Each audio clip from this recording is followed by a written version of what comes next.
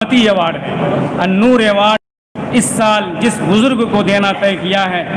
وہ بلا شبہ اپنی مثال آپ ہیں، جنہیں یہ کہنے کا حق ہے کہ میں چمن میں چاہے جہاں رہوں، میرا حق ہے فصل بہار پر،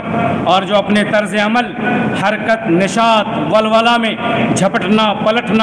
پلٹ کر جھپٹنا کے مصداق ہیں، اور یہ کہنے کا حق رکھتے ہیں نہ کر تقلید اے جبریل میرے مستی کی، تناسا عرشیوں کو ذکر و تسبیح ہو طواف اولا کی شان رکھتے ہیں۔ حضرت مولانا محمد علی صاحب ندوی مدظل العالی کی پیدائش 1946 ہجری میں ہوئی، 1946 عیسوی میں ہوئی، اور 1967 عیسوی میں دارالعلوم ندوۃ العلماء سے فراغت حاصل کی۔ اس کے بعد اپنی زندگی کا 58 سالہ عرصہ دارالعلوم کے اندر نہایت خاموشی، خاکساری، فروتنی اور کامل انکسار و تواضع کے ساتھ اپنے کام سے کام رکھنے میں گزار دیا۔ انہوں نے ساری توانائیاں دارالعلوم کے مشن کو آگے بڑھانے میں صرف کر دی۔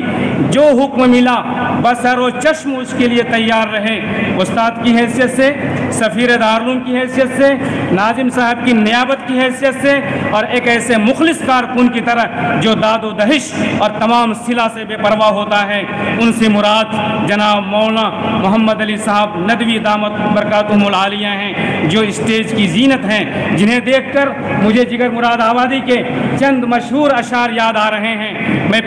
انہوں نے کہا، یہ ظاہری جلوہ رنگی فریب کب تک دیا کریں گے، نظر کی جو کر سکے نہ تسکین وہ دل کی تسکین کیا کریں گے، ہم اپنا کیوں طرز فکر چھوڑیں، ہم اپنا کیوں وضع خاص بدلیں، کہ انقلابات نو بنو تو ہوا کیے ہیں، ہوا کریں گے۔ یہ مولانا محمد علی صاحب مدظل العالی کی شان ہے۔ میں ان سے درخواست کرتا ہوں کہ آپ تشریف